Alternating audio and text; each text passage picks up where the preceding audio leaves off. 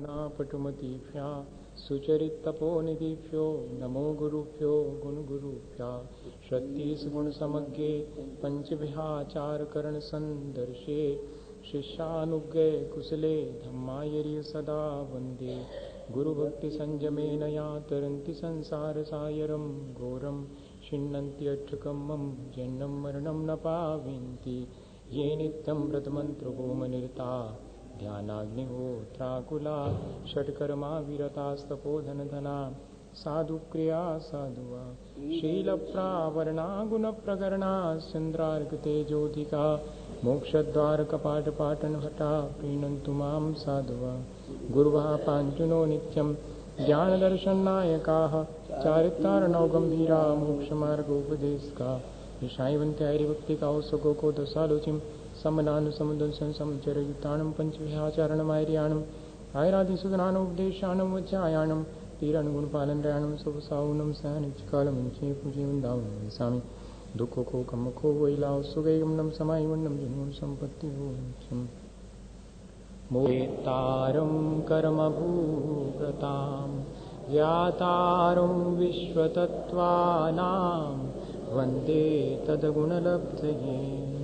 भगवान महावीर स्वामी की, आचार्य उमा स्वामी महाराज की, आचार्य गुरुवर विद्यासागर मुनि महाराज की। 7वें अध्याय का अर्थ अपन सीखेंगे। 7वें अध्याय में विशेष रूप से शावक के 12 व्रतों की और संलेखना की चर्चा की गई है।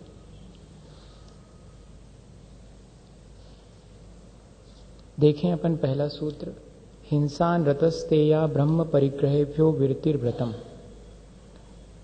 व्रत की बहुत अच्छी परिभाषा आचार्य उमा स्वामी महाराज ने बनाई कि हिंसा, झूठ, चोरी, कुशील और परिग्रह, इनसे विरक्त होने का नाम ही व्रत है। अब वो स्थूल रूप से कोई विरक्त हुआ है या कि सूक्ष्म रूप से विरक्त हुआ है, ये बाद में निर्धारित किया जाएगा, पर सामान्य रूप से इन 5 पापों से विरक्त होने का नाम ही व्रत है। और इन सब की परिभाषाएं भी एक एक सूत्र में बनाएंगे। देश सर्वतोनुमहति, पापों से आंशिक रूप से, एक देश मतलब आंशिक रूप से, पार्शियली। और अगर पूरी तरह से कोई विरक्त होता है तो उसे महाव्रत कहते हैं। देश सर्वतोनुमहति, एक देश या आंशिक रूप से कोई विरक्त होता तो उसे अणुव्रत कहेंगे। और अगर कोई सर्वदेश यानी पूरी तरह से विरक्त होता है तो उसे महाव्रत, महति अर्थात उसे महाव्रत कहेंगे। व्रतों की बने रहने के लिए बहुत जरूरी है कि हमारे भीतर वैसी भावनाएं होनी चाहिए। व्रत लेने वाले को व्रत लेने के बाद कैसी भावना रखनी चाहिए, ये चीज आज के समय में धीरे धीरे करके व्रतियों के जीवन में नील होती चली जाती है।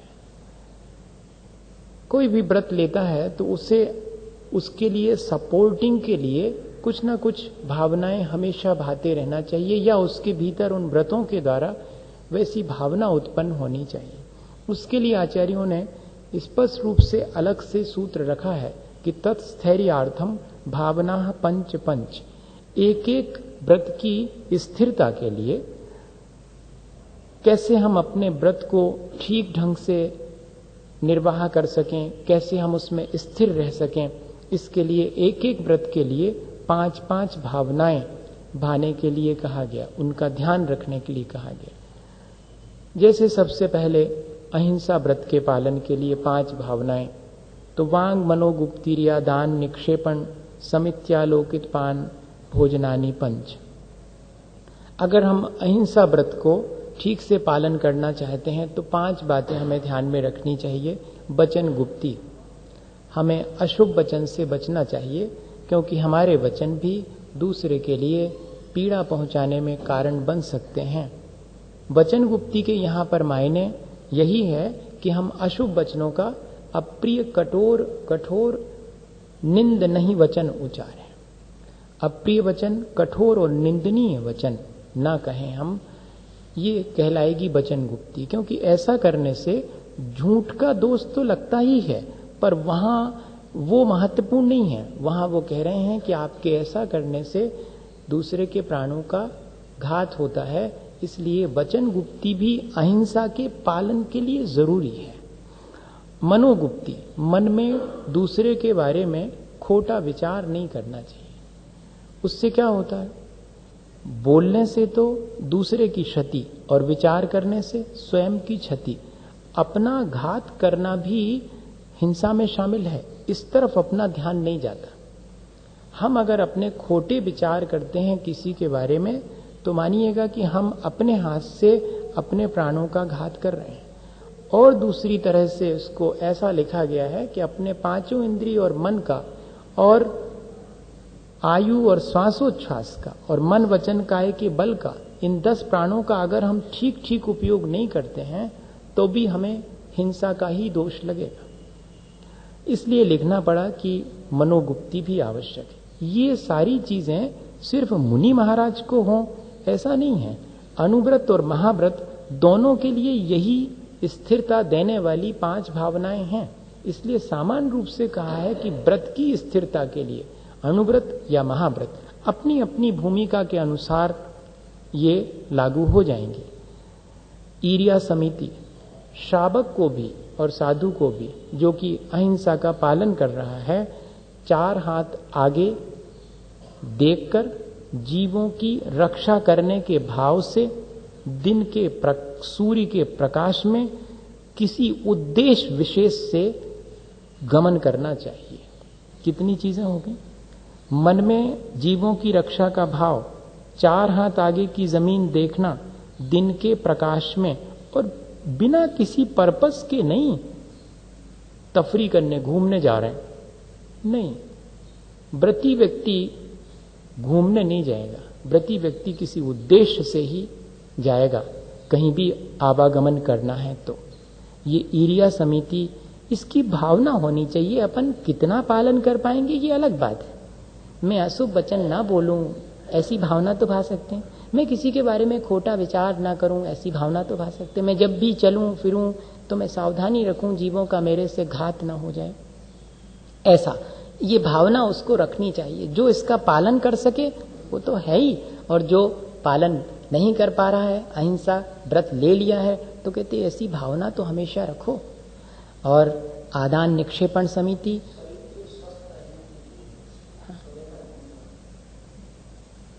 तो उद्देश्य हो गया ना उसमें।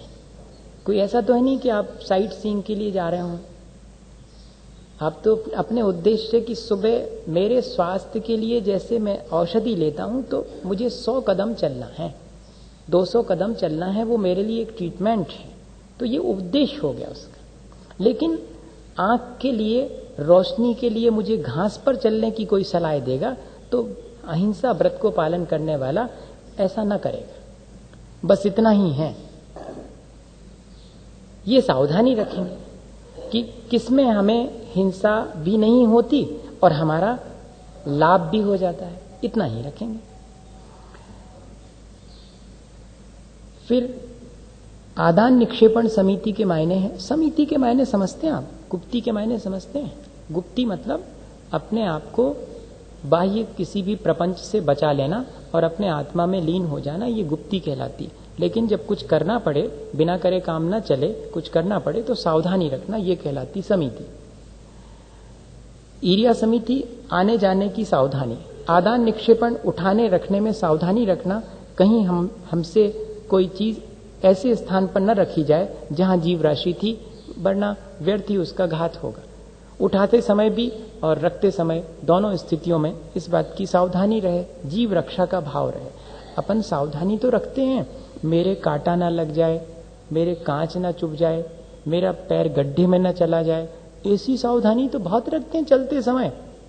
लेकिन जीवों की रक्षा के लिए मुझे सावधानी रखनी है, ये इंटेंशन होना चाहिए, तब जाकर के वो ईर्या समिति कहलाएगी।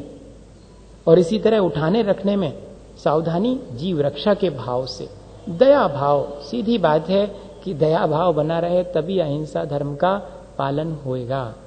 आलोकित पान भोजन, आलोकित पान अर्थात सूर्य के प्रकाश में ही अपना भोजन कर लेना अहिंसा व्रत के पालन करने वाले के लिए ये अनिवार्य है। जो भी अहिंसा व्रत का पालन करता है उसे अपना भोजन सूर्य के प्रकाश में, ऐसा नहीं लिखा, आलोकित का मतलब ये नहीं कि ट्यूबलाइट की रोशनी में, सूर्य प्रकाश, आलोकित पान सूर्य के प्रकाश में।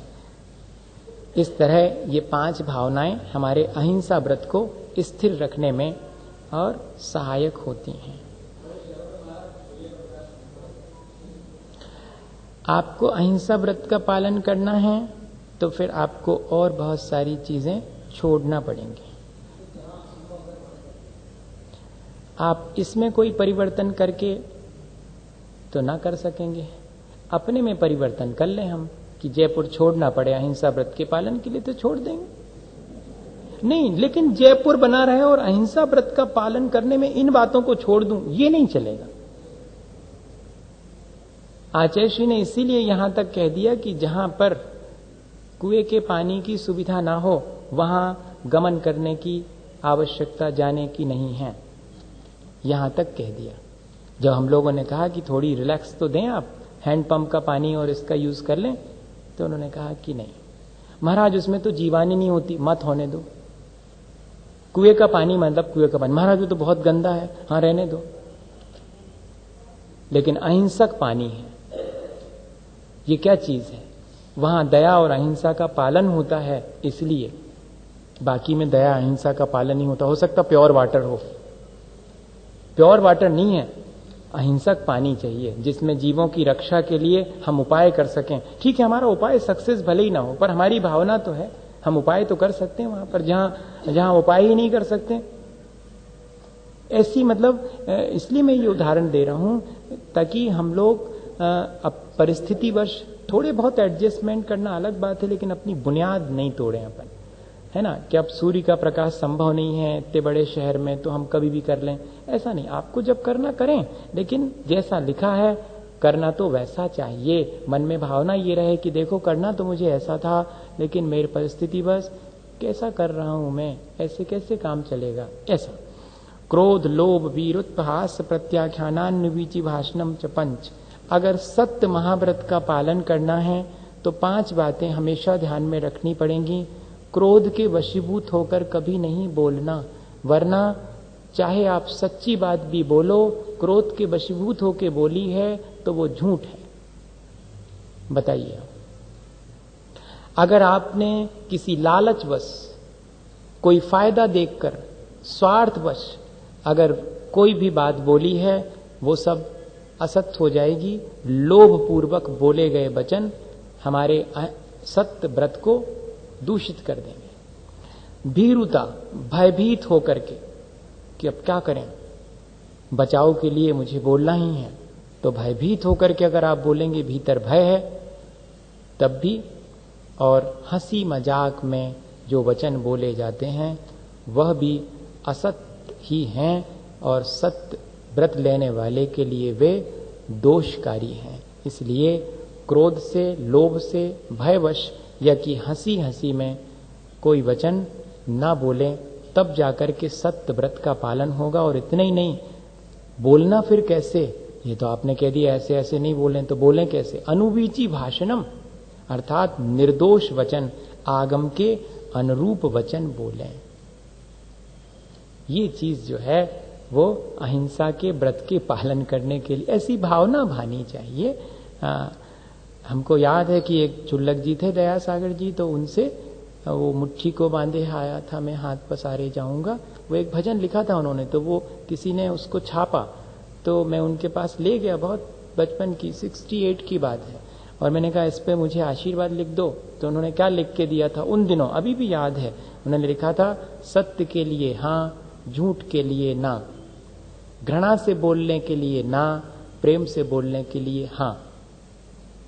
आज तक वो ज्यों का त्यों वही तो ये कह रहे हैं कि क्रोध से बोलने के लिए ना, लोभ से, भय से बोलने के लिए ना।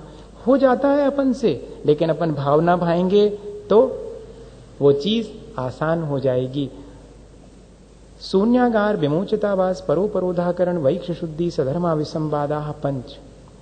अगर आप चोरी से बचना चाहें, आप अचोरी महाव्रत का या कि अणुव्रत का पालन करना चाहें, तो कभी भी ठहरें अगर किसी जगह पर, तो वो किसी की होना नहीं चाहिए। शून्यागार अर्थात पर्वत की गुफा, वृक्षों की कोटर, ये कहलाते हैं शून्यागार, ठहरने के स्थान। या कि विमोचितावास, किसी के द्वारा छोड़ दिया गया है, उस स्थान पर अब किसी का पजेशन नहीं है, तो वैसा विमोचित आवास। या परोपरोधाकरण, दूसरे को उस स्थान से हटा करके आप स्वयं रुकेंगे तब भी चोरी का ही दोष लगेगा। तो किसी को उस स्थान से हटा करके वहां पर अपने लिए स्वयं, या कि स्वयं जहां पर हैं वहां दूसरे को आने से रोक देना, यह भी परोपरोधाकरण कहलाएगा। इसमें भी चोरी का ही। यहां तक लिखा हुआ है कि जगह अनावश्यक ऑक्युपाई करके रखना, आपके लिए आवश्यक नहीं है फिर भी आपने ऑक्युपाई लॉक्ड कर दी कि ये हमारा, जैसे नहीं अपन सभा में जाते हैं हमारा रूमाल बिछा दिया, जगह है हमारी, ये क्या मतलब? ये इसी तरह की चीजें हैं। इतनी सावधानी एक व्रती को रखने के लिए कह रहे हैं कदम कदम पर, कि दूसरे को हटाकर या स्वयं वहां पहुंचकर फिर दूसरे को इनकार कर देना, ऐसा अगर करेंगे तो चोरी का सूक्ष्म रूप से दोष लगेगा। और वैक्ष शुद्धि, अगर आप निर्दोष रूप से भिक्षा नहीं लेंगे तब भी चोरी का दोष लगेगा। बताइए, अर्थात जो आपके लेने योग्य नहीं था वो आपने ले लिया, एक तरह से वो चोरी हो गई। जो आपके लेने योग्य है वो आप अगर अपने, मुनि महाराज के लिए है कि अगर आप अपने प्रमाण से जितना आपके लिए आवश्यक है उस प्रमाण से एक ग्रास भी ज्यादा लेंगे तो चोरी है। एक और ले लो महाराज, आधी ऊपर की ले लो, ऐसे कैसे ले लो?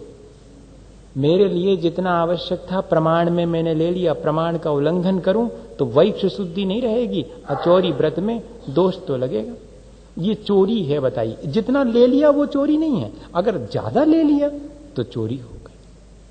इतना सूक्ष्म वैक्ष शुद्धि भी, एषणा समिति का पालन करना भी अचोरी महाव्रत में आवश्यक है। और साधर्मी से विसंवाद नहीं करना, अर्थात तेरा मेरा नहीं करना, ये तो हमारा है छोड़ो तुम्हारा नहीं, इसमें भी धीरे धीरे करके चोरी का भाव आ जाएगा। इसलिए साधर्मी से विसंवाद ना करें, तेरे मेरे का भाव भी छोड़ें, तेरे मेरे के भाव में भी व्रत में दोष लगेगा अचोरी महाव्रत।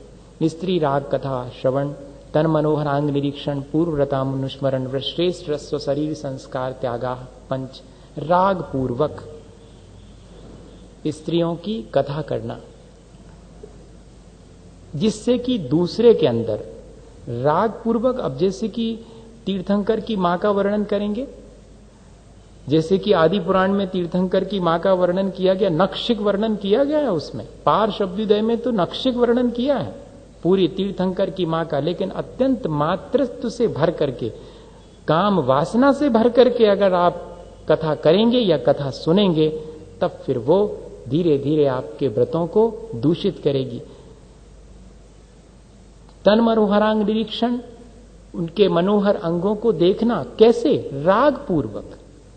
वैसे तो अपनी मां को भी बेटा देखता है, लेकिन उसके अंदर दृष्टि की कलुषता नहीं है। अगर आप कलुष दृष्टि से देखेंगे तब फिर आपके दोषों व्रतों में दूषण आना शुरू होगा। और दृष्टि तो सब समझते हैं, दिख जाती है कि आप किस दृष्टि से देख रहे हैं। स्वयं भी व्यक्ति समझता है कि मेरे अंदर भाव कैसे हैं। ये सावधानी। पूर्व व्रतानुस्मरण, पूर्व में पांचों इंद्रियों के जो भोग भोगे हैं व्रत लेने से पहले, अब व्रत ले लिया है, अभी व्रत लेने से पहले तो पांचों इंद्रिय और मन के विषयों में कांटेक्ट में थे, उन सबके संपर्क में थे, तो अब वो सब छूट गए तो बार बार उनका स्मरण करना, मैंने तो कितने बढ़िया बढ़िया चीजें खाई हैं, अब तो खैर मैंने सब छोड़ दिया है। अच्छा, तो फिर तो अभी छोड़ा नहीं है, अभी तो मन में भाव है ही, पहले तो मैंने बहुत अच्छी अच्छी चीजें ली हैं। उन भोगे गए भोगों को स्मरण भी नहीं करना, त्यागी हुई चीज का स्मरण भी नहीं आना चाहिए। अब इसके बारे में कल चर्चा करूंगा, है ना, नहीं तो अब भी विस्तार ज्यादा हो जाएगा।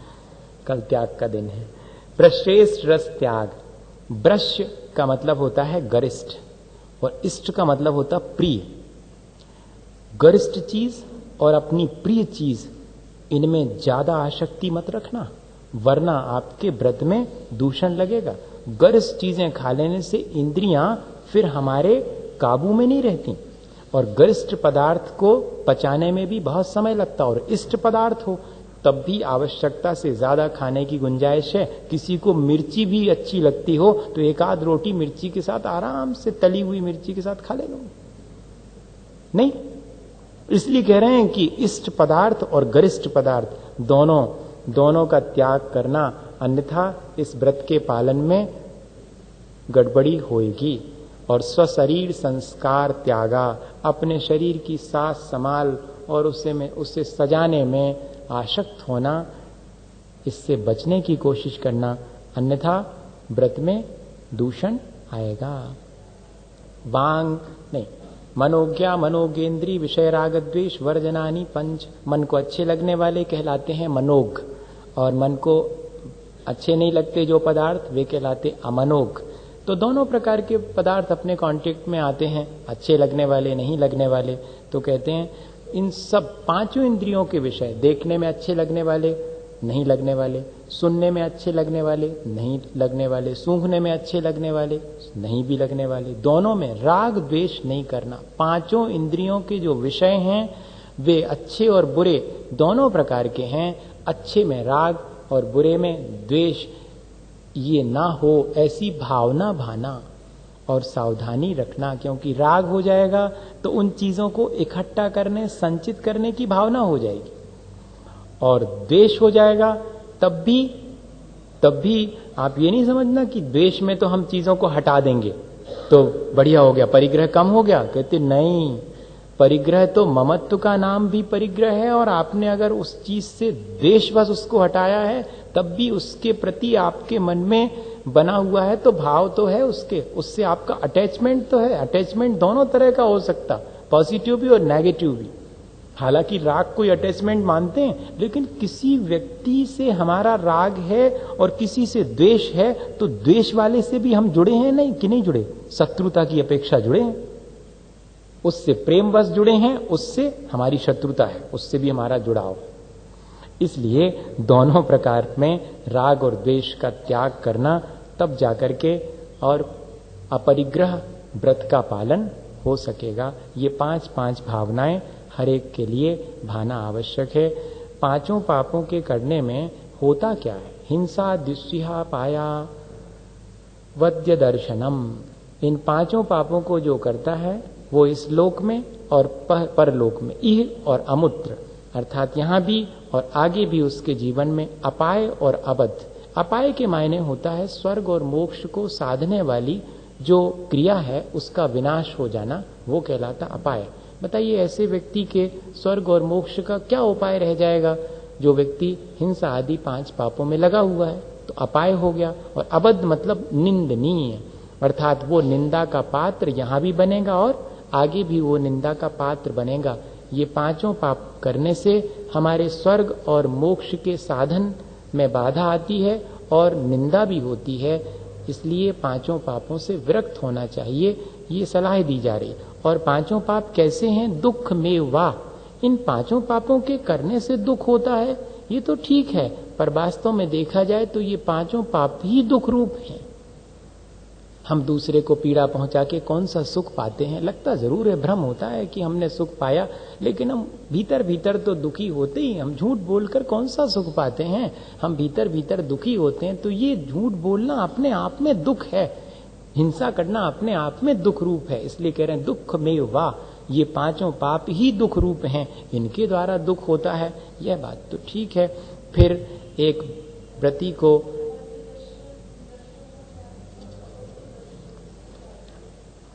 अबद्ध दर्शनम, अर्थात इनको अपाय और अबद्ध रूप में देखना चाहिए। पापों को किस रूप में देखना चाहिए? कि पाप तो जो है अपाय के कारण हैं और पाप अबद्ध के कारण अर्थात निंदा के कारण, इस रूप में इनको देखना चाहिए। और क्या चीज? हमने बताया था ना, हिंसा दिशु इह अमूत्र, दो शब्द निकलेंगे, ये इकट्ठा हो गया हिंसा द्विस्विहा मूत्रा। इनमें से कितने शब्द निकलेंगे? तो हिंसा दिशु, हिंसा आदि में, इह और अमूत्र, इह मतलब यहां और अमूत्र मतलब आगे परलोक में। तो हिंसा द्विस्विहा मूत्रा, हिंसा दिशु इह अमूत्र अपाय अवध्य दर्शनम। तोड़ तोड़ के देख लो पूरा, हिंसा दिशु इह अमूत्र अपाय अवध्य दर्शनम, हिंसा द्विस्विहा मूत्रा पायावद्य दर्शनम। लिखा तो इकट्ठा है, पर उसमें से कितने शब्द निकल रहे हैं? आया समझ में? नहीं? हाँ। और एक त्यागी व्रती को किस तरह की भावना भानी चाहिए हमेशा? मैत्री प्रमोद कारुण्य माध्यस्थानी च सत्वगुणाधिक क्लिश्यमाना विनेशु। सब जीवों के प्रति मैत्री भाव। मैत्री किसे कहते हैं? मित्रता का नाम मैत्री नहीं है। किसी जीव को दुख ना हो ऐसा भाव होना ही मैत्री है, ऐसी परिभाषा बनाई। किसी जीव को दुख ना हो ऐसा जो भाव है वो मैत्री का है। जिनसे हमारी मित्रता है उनको दुख ना हो, और दूसरे से कहने में भी सब स्थितियों में हर्ष होना चाहिए, उसी को बोलते हैं प्रमोद। ये गुणी जनों के प्रति अपन पढ़ते ना, गुणी जनों को देख हृदय में मेरे प्रेम उमड़ आवे, देखते ही साथ, यही जो है प्रमोद भाव है। और कारुण्य भाव, दीन दुखी जीवों को देख करके मन में करुणा भाव आना चाहिए, और उनकी मदद करने के लिए यथाशक्ति प्रयत्न भी करना चाहिए। दोनों चीजें शामिल हैं, भावना आना चाहिए और उनके मदद करने के लिए प्रयत्न भी होना चाहिए, कंपैशन जिसको अपन कहें। और अविनयेषु माध्यस्थानी, माध्यस्थ भाव किससे रखना? जो विनयवान नहीं है। अविनयेषु विपरीत वृत्तौ, माध्यस्थ भावम विपरीत वृत्तौ, दुर्जन क्रूर कुमार्ग रतों पर क्षोभ नहीं मुझको आवे, साम्य भाव रखो। लेकिन दुर्जन क्रूर कुमार्ग को देख करके और अपने मन में क्षोभ आए बिना नहीं रहता, गुणवान को देख करके सहन नहीं होता तो ईर्ष्या आए बिना नहीं रहती। इन दोनों में अपन सबसे ज्यादा कच्चे हैं। मैत्री तो ठीक है, सबसे रख लेंगे कोई बात नहीं, दीन दुखी दिख जाएगा करुणा कर लेंगे, लेकिन गुणवान दिख जाए और ईर्ष्या ना करें, और ये तो बहुत कठिन है। गुणवान को देखकर प्रमोद और हर्ष होना चाहिए, वो चीज त्यागी व्रति तक में नहीं होता, और तो छोड़ो सामान्य व्यक्ति में। और माध्यस्थ कितने ही कुमारगामी भी हो उसके प्रति भी, क्योंकि मैत्री तो सबके प्रति है, चाहे पापी से पापी व्यक्ति भी हो उससे भी मैत्री है, उसको भी दुख ना हो ऐसी भावना भाना, पापी से पापी को भी। और कह रहे हैं कि उसके प्रति लेकिन माध्यस्थ भाव रखना, अर्थात ना निंदा करना ना प्रशंसा करना, दोनों ही मत करना। निंदा करना भी अपने व्रतों को दूषित करना है, और कुमारगामी की प्रशंसा भी नहीं करना। प्रशंसा करने से उसको बढ़ावा मिलेगा तो उसका अहित हो गया, आप उसके अहित में निमित्त बन गए। निंदा करने से साम्य भाव रखना, जैसा करना तुम्हें वैसा करो, हमें क्या करना। हमसे पूछोगे कि महाराज जी ऐसा है कि नहीं है, तो बता देंगे कि भैया ऐसा है, और बाकी पकड़ पकड़ के जो है नहीं बताएंगे कि ये चौधरी आओ ले लो हमारा माल। ऐसा नहीं, इसमें माध्यस्थ भाव, तुम्हें जैसा करना वैसा करो। हम कौन होते हैं? आप हमारे लिए जब पूछोगे तो हम बता देंगे, नहीं तो नहीं बताएंगे। ऐसा कौन है विपरीत वृत्ति? कहते जिसको जिनवाणी सुनना, समझना, ग्रहण करना इस सब की श्रद्धा नहीं है, वो सब अविनेय हैं, वो सब विपरीत मार्ग पर चलने वाले हैं, मान लीजिएगा। उनके प्रति साम्य भाव रखना। जगत काय स्वभाव हुआ संवेग वैराग्यार्थम, और हमेशा संसार के स्वरूप का विचार करना और अपने शरीर के भी स्वभाव का विचार करना।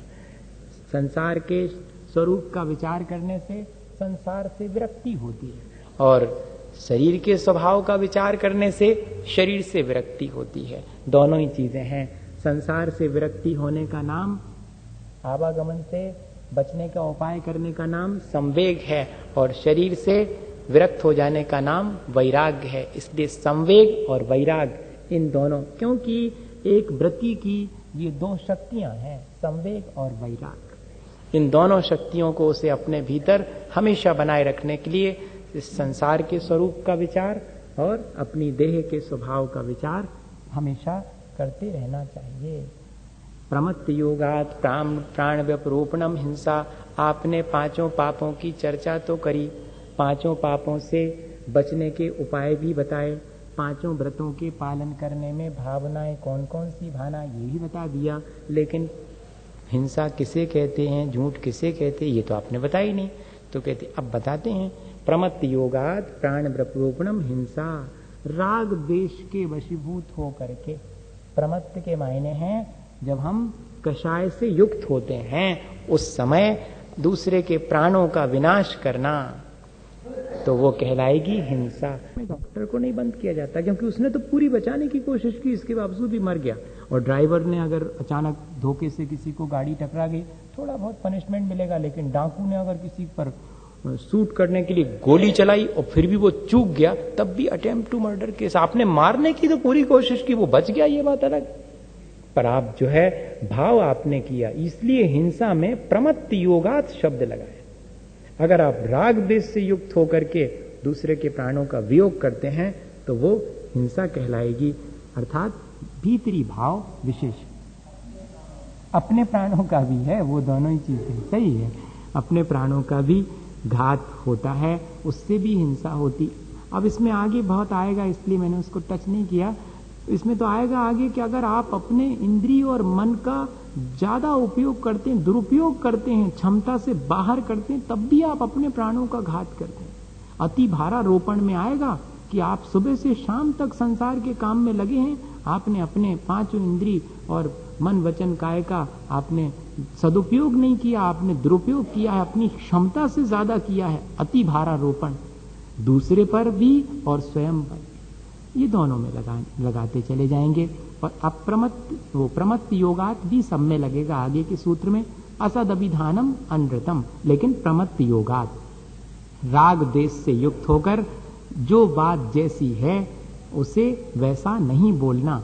असत के मायने हैं अप्रशस्त, दूसरे को पीड़ा पहुंचाने वाले वचन बोलना, क्योंकि दूसरे को पीड़ा पहुंचाने वाले वचन राग द्वेष के वशीभूत होकर के ही बोले जाएंगे। कई बार राग द्वेष के वशीभूत नहीं भी होते हैं और संस्कारवश जैसे कोई वचन निकल जाते हैं तो अपन बाद में रियलाइज करते कि नहीं, अरे मेरा ऐसा भाव नहीं था, मैंने आपको चोट पहुंचाने के लिए नहीं कहा, मेरे मुंह से पता नहीं कैसे वो शब्द निकल गया, मैं बहुत सॉरी फील करता हूं, ऐसे करके कहते कि नहीं। इस तरह यहां पर दूसरे के लिए चोट पहुंचाने की दृष्टि से जो बोला जाए वो सब असत्य है। और अदत्ता दानम स्तेयम, बिना दी हुई किसी की वस्तु उसे ग्रहण करने का जो भाव है वो ही चोरी है। हाँ, ग्रहण करने का भाव, यहाँ पर कोई चीज रखी है, मैं इसको ले लूं, बिना पूछे ले लूं। पूछ कर लेने में कोई बात नहीं, इसको लेने का भाव आ गया, ये किताब ले लूं, तो लेकिन पहले पूछ तो लूं किसकी है ये किताब। नहीं, मैं तो उठा लूंगा तो चोरी होगी, और अगर मैं पूछ करके उठाऊंगा तो नहीं, मैं ये किताब ले सकता हूँ, हाँ ले लीजिएगा, जिसकी है मान लो वो कह दे कि ले लीजिएगा, तो फिर उसमें चोरी नहीं होगी। लेकिन घर गृहस्थी में अपन जो आपस में एक दूसरे के सामान को उठा लेते हैं और उसे बता देते हैं, वो चोरी नहीं कहलाएगी, ये ध्यान रखना। हाँ, विनोबा ने एक बार भूख लगने पर अपने घर में माँ की अनुपस्थिति में लड्डू निकाल के खा लिया। माँ शाम को आई और उन्होंने कहा कि माँ, हमने लड्डू आपसे बिना पूछे निकाल के खाया था, हमको पाप तो नहीं लगेगा? नहीं, क्योंकि तुमने बता दिया कि हमने खाया था। खाने के बाद नहीं बताते अगर तो पाप लगता। तुम्हारे मन में चुराने का भाव नहीं था, अब कंडीशन ऐसी बनी कि ग्रहण करना पड़ा, इसलिए ग्रहण कर लिया, बाद में कह दिया कि मैंने तो ऐसा ऐसा किया था। यही इसमें भाव है कि किसी की बिना दी हुई वस्तु को नहीं लेना। मैथुनम अब्रह्म, ये सभी लोग समझते हैं। कपलेशन इज अनचैस्टिटी। मूर्छा परिग्रह, मूर्छा का मतलब है ममत्व भाव। चीजें कितनी रखी हैं ये महत्वपूर्ण नहीं है, उनके प्रति आपका राग भाव कितना है ये महत्वपूर्ण है, आपका ममत्व कितना है ये महत्वपूर्ण। ये पेन मेरा है, अब इसे कोई उठाएगा तो उधर नहीं उठाएगा, इधर से कुछ उठ जाएगा, ये गड़बड़ है। हाँ, अगर इधर कुछ नहीं होता, हाँ ले लो, आप ले लो, कोई बात नहीं, तब तो पेन परिग्रह नहीं हुआ। और अगर उठाते ही साथ, कैसे उठा रहे हैं आप, मेरा ये ठीक है, मतलब पजेसिवनेस, आप अगर उस पर अपना पजेशन, अपना स्वामीपना आरोपित कर देते हैं और भीतर उसके प्रति ममत्व का भाव रखते हैं, तो यही परिग्रह कहलाएगा। दाम बिना निर्धन दुखी, तृष्णावश धनवान, जो उनके पास कछु नैया सुझ जाने, समझियो कि बिल्कुल अपरिग्रही हो गए वे। हाँ, भीतर भीतर उनके आकुलता बहुत है कि ये होता, ये होता, ये होता, कहते वे भी परिग्रही हैं। और जिनके पास बहुत है अनाप शनाप और ममत्व बहुत है, तो वे भी परिग्रही हैं, दोनों ही चीजें हैं। अगर भीतर में ममत्व नहीं है तो ही अपरिग्रह कहलाएगा। इसलिए लिखा कि मूर्छा परिग्रह, अर्थात मूर्छा का मतलब यहां पर ममत्व लेना, ममत्व ही परिग्रह। और व्रती को कैसा होना चाहिए, ये तो 5 पापों से विरक्त होने का नाम व्रती हो गया, 5 पापों की परिभाषा बना दी। और अब कह रहे हैं कि व्रती को कैसा होना चाहिए, निशल्यो व्रती, व्रती को शल्य नहीं होना चाहिए। शल्य 3 होती, माया, मिथ्या और निदान। माया शल्य कौन सी है, बाहर बाहर से व्रतों का पालन करना, भीतर भीतर से आसक्ति बनी रहना, बगुले के समान। तो वो चीज भीतर भीतर शल्य की तरह, शल्य, शल्य कहलाता है कांटा, जैसे कांटा चुभ जाए और निकले नहीं तो भीतर भीतर चुभता रहता हो, ठीक इसी तरह से बाहर से व्रतों का पालन कर रहे हैं और भीतर जो है और आसक्ति बनी है, स्वयं समझ रहे हैं, और भीतर भीतर वो बात जब तब याद आती तो तकलीफ पहुंचाती है कि अरे मैं ऐसा कर रहा हूं, तब वो कहते कि ये माया शल्य है। बाहर से तो सच्चे देवगुरु शास्त्र के प्रति श्रद्धा, लेकिन भीतर भीतर अन्य के प्रति भी, जो वीतरागी नहीं है उनके प्रति भी थोड़ा थोड़ा मन में भाव, आसक्ति का, अनुराग का बना रहना, ये मिथ्या दर्शन शल्य है। ये मिथ्यात्व तो नहीं आया, लेकिन मिथ्यात्व के प्रति झुकाव है, और बाहर से तो सच्चे देवगुरु शास्त्र के प्रति श्रद्धा है। ये सावधानी व्रती व्यक्ति को रखनी चाहिए। हाँ, माया, मिथ्या और निदान। बाहर से तो लोगों को कह रहे हैं हमें कोई चीज की जरूरत नहीं है, हम कौन व्रत नियम आगामी जीवन के लिए कर रहे हैं, हम तो अभी के लिए कर रहे हैं। वो भीतर भीतर तो आगामी जीवन में इन व्रतों के करने से मुझे ऐसा ऐसा स्वर्गों का सुख मिले, ऐसी आसक्ति बनी हुई है, तो ये निदान शल्य कहलाएगी। चुपती रहती है भीतर भीतर, किसी को दिखाई नहीं पड़ती। इसलिए लिखना पड़ा कि व्रती को इस प्रकार की माया, मिथ्या और निदान शल्य से मुक्त होना चाहिए।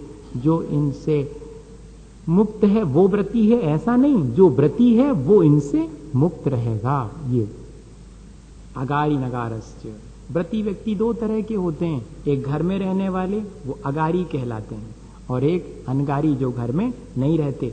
अगार से मतलब क्या है, घर, घर से मतलब क्या है, गृहस्थी, घर से मतलब मकान नहीं, मकान और घर में बहुत अंतर है। मकान तो ईंट चूने से बनता है, और घर, घर तो गृहिणी से बनता है, हमारे संबंध और राग भाव से बनता है। इसलिए कह रहे हैं कि जिनने घर का त्याग कर दिया है वो अनगारी कहलाएंगे। नहीं तो फिर तो बहुत मुश्किल होगी। आपके पास वैसा कमरा नहीं होगा जितना कि बढ़िया अपन बैठे हुए हैं उसमें, तो फिर अपन भी घर जैसा ही हो गया। वो कहते नहीं, कोई व्यक्ति जंगल में रह करके भी श्रावक है और जंगल में बैठा है, फिर भी उसके भीतर घर बना रहता है।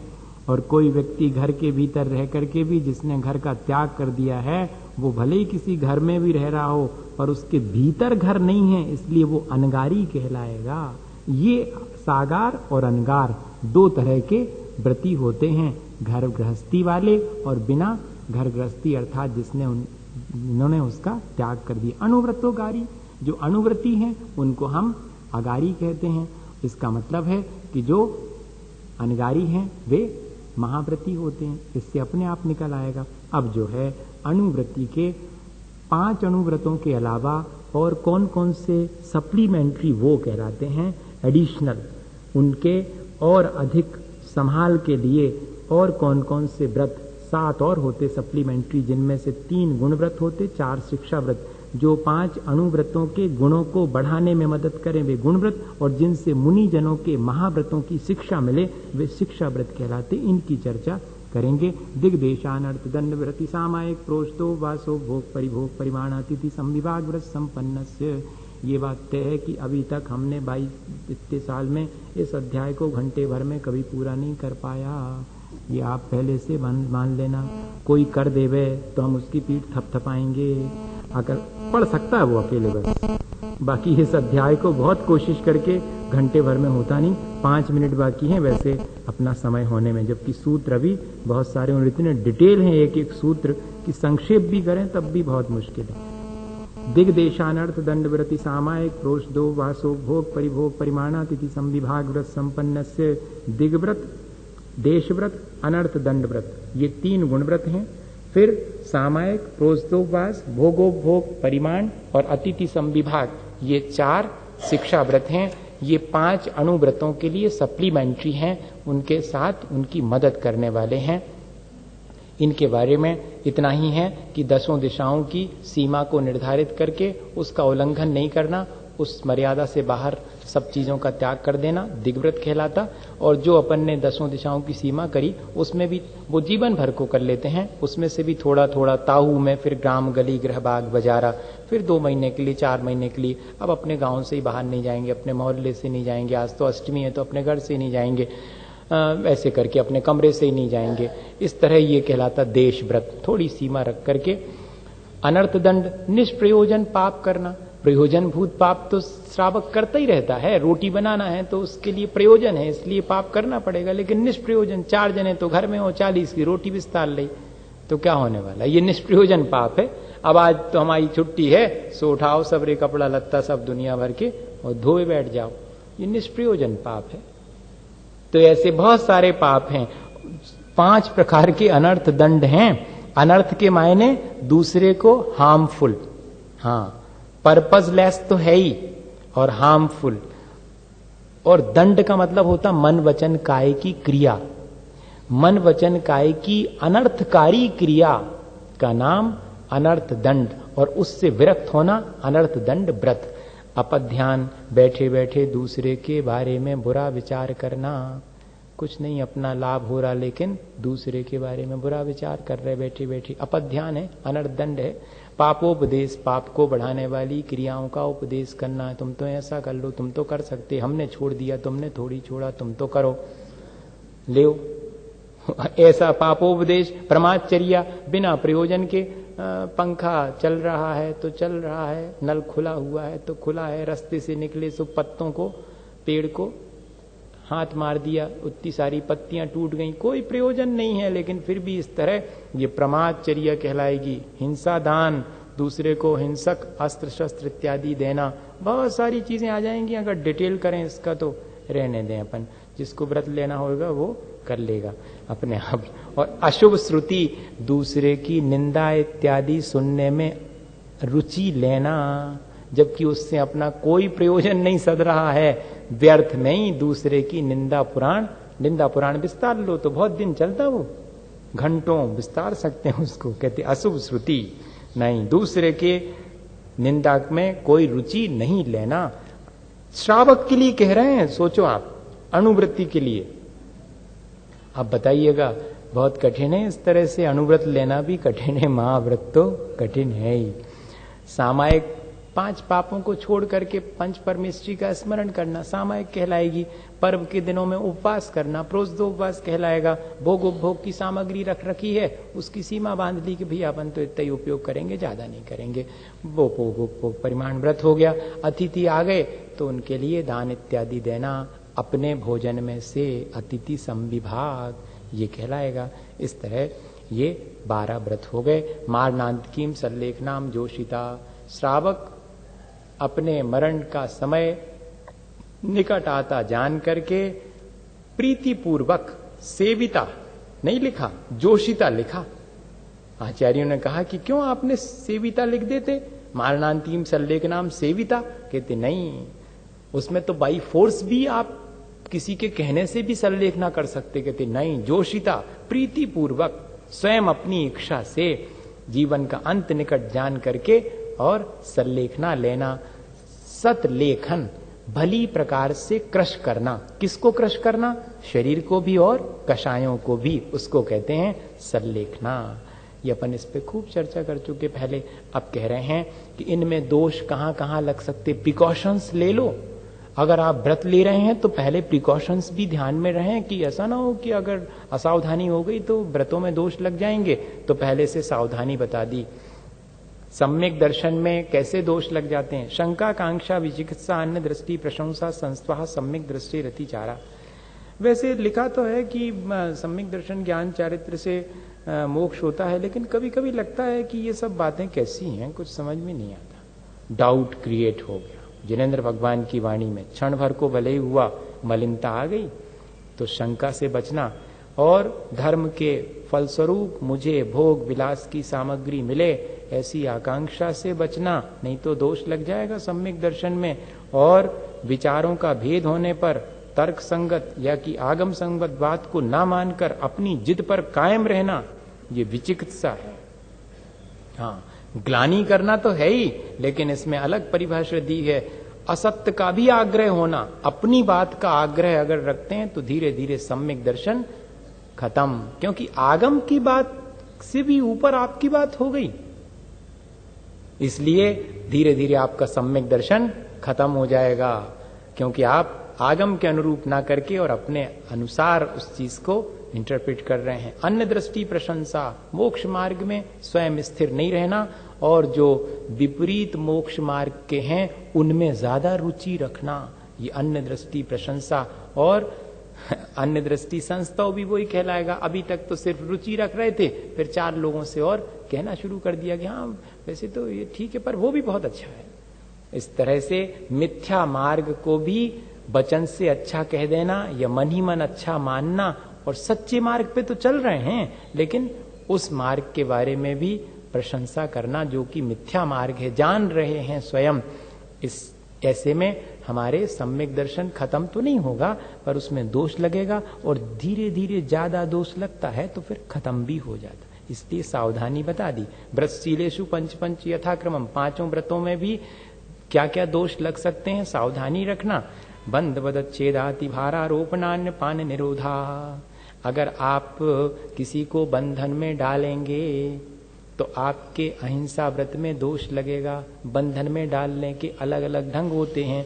जानवर इत्यादि पाल लिए तो उनको रस्सी बांध के खूंटे से अटका दिया तो कहते सावधानी रखेगा व्रती, उनका बंधन इतना ढीला रखेगा कि विपत्ति आने पर वो अपने हाथ से निकाल के और यहाँ वहां मूव कर सकें, प्यास लगने पर रात में बंधन निकाल करके पानी पीने जा सकें। एक तो बंधन डालेगा नहीं, और डालेगा भी तो ऐसा जिससे कि उसको असुविधा ना हो। किसी से जो सेवक इत्यादि हैं उनको किसी काम विशेष में लगा दिया, अब बाइंड अप हो गए, वो करना ही पड़ेगा आपको, मजबूरी है, ये भी बंधन है। हिंसा तो नहीं की आपने, लेकिन बंधन के माध्यम से उसे संक्लेश पहुंचाया, इसलिए हिंसा हो गई। बध अर्थात मारपीट करना। मारपीट शरीर से ही अकेली होती हो ऐसा नहीं, वचन की मार सबसे बड़ी मार है।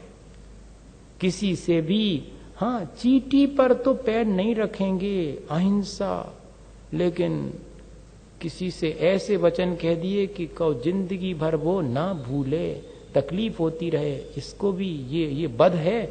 बध के मायने प्राणों का वियोग तो नहीं किया, लेकिन प्राणों के वियोग तुल्य पीड़ा दे दी उसे। ये अहिंसा व्रत में बहुत दोष लगाने की चीज है। छेदन भेदन करना सब तरह से होता, फिजिकली भी और मेंटली भी, दोनों में लगा देना। अति भारारोपणम, अपने नौकर चाकर से उनकी क्षमता से ज्यादा काम लेना, और अपने आप से भी अपनी क्षमता से ज्यादा काम लेना, दोनों ही चीजों में आएगा अति भारारोपण। अन्नपान निरोध, अपने सेवक इत्यादि या स्वयं का भी, अब काम में लगे हैं, भूखे प्यासे लगे हुए हैं, काम में बहुत रुचि है, अपने प्राणों का भी आप अन्नपान निरोध करके घात कर रहे हैं, और दूसरे का भी इसी तरह से दोनों जगह घटित कर लेना। अहिंसा व्रत है। ओवर टाइम करना और कराना, तनख्वाह दी जा रही पर क्षमता से अगर अधिक हो गया तो, अगर क्षमता से, अगर उसकी क्षमता है ठीक है 8 घंटे वो करता है और उसकी 2 घंटे और करने की क्षमता है तो करे, वो ओवर टाइम नहीं कहलाए। वो 8 घंटा भी ड्यूटी का पैसा ले रहा हो। हाँ, और उसके बाद 2 घंटे और काम करेगा, नहीं काम नहीं, 2 घंटा वो सो रहा है। अब व्रती व्यक्ति की चर्चा है महाराज, सामान्य की चर्चा नहीं है। त्यागी व्रती की चर्चा है। त्यागी व्रती, बाकी जनता तो सब उनके व्रत ही नहीं है, उनको का दोष है, वो तो हमेशा ही दोष है। व्रती व्यक्ति के लिए है, जो उन्हें व्रत लिए हैं उसको है दोष। ये तो वो क्यों ऐसा करेगा? अगर करेगा तो उसके व्रत ही नहीं कहलाएंगे, हैं? व्रतों का खंडित हो जाना हो जाएगा फिर तो। ये तो व्रतों के दोष बता रहे हैं कि अगर कदाचित ऐसा कभी हो जाए तो दोष है, और अगर हमेशा होने लगे तो व्रत ही नष्ट हो जाएगा। मिथ्योपदेश रहो व्याख्यान कूटले क्रिया न्यासापहार साकार मंत्र भेदा, सन्मार्ग पर लगे हुए व्यक्ति को और भड़का देना, विचलित कर देना, गलत मार्ग पर लगा देना, ये मिथ्या उपदेश है।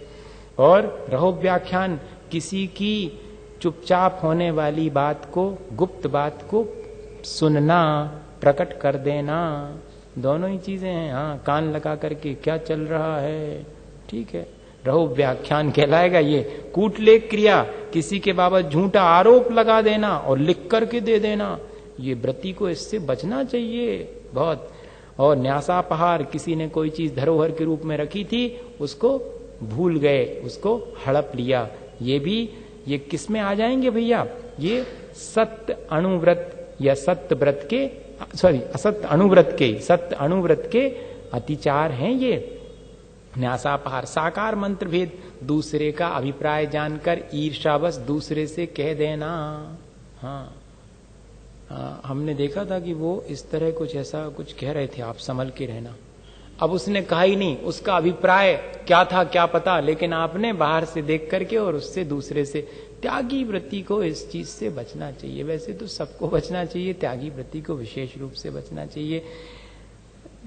स्तेन प्रयोग तदा हृता दान विरुद्ध राजातिक्रम हीनादिक मानून मान प्रतिरूपक व्यवहारा। इसीलिए पंचम काल में अणुव्रत भी पालन करना खांडे की धार है। महाव्रत तो छोड़ो, अगर वाकई में निर्दोष व्रतों का पालन पंचम काल में करना है, अत्यंत कठिन है। स्तेन प्रयोग, स्वयं तो चोरी का त्याग कर दिया, हमने त्याग किया है, तुम तो करो, दूसरे को सलाह दे रहे हैं ऐसी ऐसी करो। स्तेन प्रयोग तदाहरता, कोई बात नहीं, तुम जो सामान चुरा के लाओगे, मैं खरीददार, मैं खरीद लूंगा। उसके चोरी के सामान को खरीदना, बेचना। विरुद्ध राजातिक्रम, राज्य की जो व्यवस्था है टैक्सेशन वगैरह की, उस टैक्सेशन को पूरा पेमेंट नहीं करना, राज्य के विरुद्ध।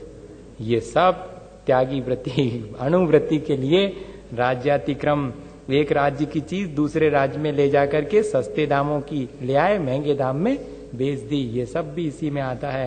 हीनादिक मानोन्मान, माप तोल के जो मेजरमेंट्स हैं, बांट हैं, उन सबको कमती बढ़ती, लेने के तो ज्यादा और देने के तो कमती। छोटी बहू बड़ी बहू। हाँ, एक दुकानदार था तो वो अपने घर में से चिरौंजी बेचता था, आचार्य श्री सुनाते हैं। तो जब किसी कोई चिरौंजी देने आता तो कहता बड़ी बहू बांट ले आओ। लाता बेटा ही था, बहू नहीं लाती थी। बहू बेटा समझ जाता था कि मतलब बड़े बांट लाओ, और जब किसी को चिरौंजी देनी हो, छोटी बहू बांट ले आओ, मतलब छोटे वाले बांट ले आओ। आचार्य जी ऐसा सुनाते, छोटी बहू बड़ी बहू, तो छोटे हीनादिक मानोन्मान प्रतिरूपक व्यवहारा, मिक्सिंग करना, हल्की चीज महंगी चीज में मिला करके बेच देना, मिलावट, ये सब त्यागी वृत्ति के लिए बचना चाहिए। पर विवाह करने त्वरिका परिग्रहिता गमनानंग क्रीड़ा कामती प्राविनिमेषा। अगर ब्रह्मचर्य का पालन करना है तो उसमें दोष कैसे लग जाते हैं।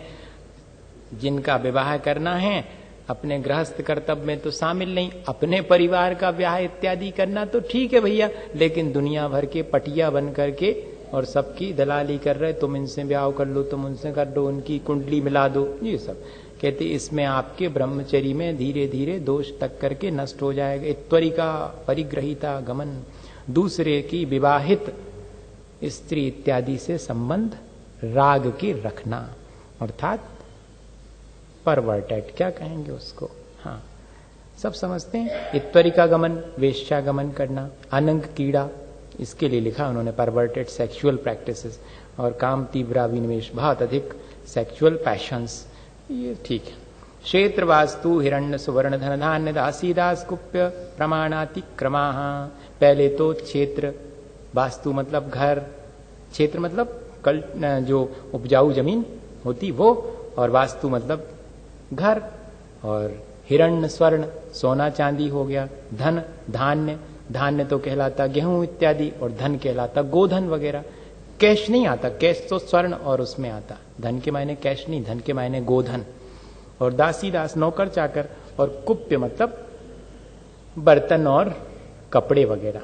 ये सब परिग्रह है, इसकी पहले सीमा बना ली और फिर बाद में उसको भूल गए, या कि लोभ में आ गए तो थोड़ी थोड़ी बढ़ा ली। हाँ, बढ़ाने के अपने अलग अलग ढंग रहते हैं, तो बहुत सारे ढंग हैं उसको बढ़ा लेने के, पर वो तो दोष माना जाएगा। ऊर्ध्वाधस्तिर्यग व्रतिक्रम क्षेत्र वृत्ति स्मृत्यंतराधानानी। अब दिग्व्रत लिया था, 10 दिशाओं की सीमा कर ली थी, लेकिन ऊपर जाने की सीमा जितनी थी लोभ के वशीभूत होकर उसमें ज्यादा चले गए, नीचे जाने की जितनी सीमा थी उसका व्यतिक्रम कर दिया, आजू बाजू जाने की सीमा का उल्लंघन कर दिया, क्षेत्र पहले जितना रखा था उससे ज्यादा बढ़ा लिया, या कि कितना रखा था क्या पता, भूल भाल गए। और भूलते भी अपन है ना, तो ऐसा नहीं कि याद आएगा तो कमती, याद ज्यादा ही आता है। हाँ, कोई अगर कहे कि तुमने तो 25 किलोमीटर का रखा था, नहीं कुछ ख्याल नहीं आता, हमारे ख्याल से 50 का रखा था, 50 का। हाँ, ऐसा याद भी आएगा तो ज्यादा ही वाला याद आएगा वो। तो कहते हैं कि स्मृत्यंतराधानानि, हम भूल जाते हैं उस चीज को, क्योंकि लोभ जागृत हो गया, सबसे बड़ी चीज। आनयन प्रेष प्रयोग शब्द रूपानुपात पुद्गल क्षेपा। देश व्रत लेकर के बैठ गए अपने कमरे में, अब अपन तो बाहर नहीं जाएंगे, ऐसी सीमा कर ली, लेकिन अपनी सीमा से बाहर का काम दूसरे के माध्यम से करवा लिया। आनयन प्रेष प्रयोग, नौकर को आज्ञा दे करके काम करवा लिया। प्रेष प्रयोग शब्दानुपात, बाहर से, सीमा के बाहर से काम लेने के लिए किसी को बुला लिया, शब्द करके, आवाज दे करके, और आवाज भी नहीं दी तो सिर्फ खिड़की में से अपना चेहरा दिखा दिया कि समझे नहीं रहे हो, मैं बुला रहा हूं, मैं बुला रहा हूं।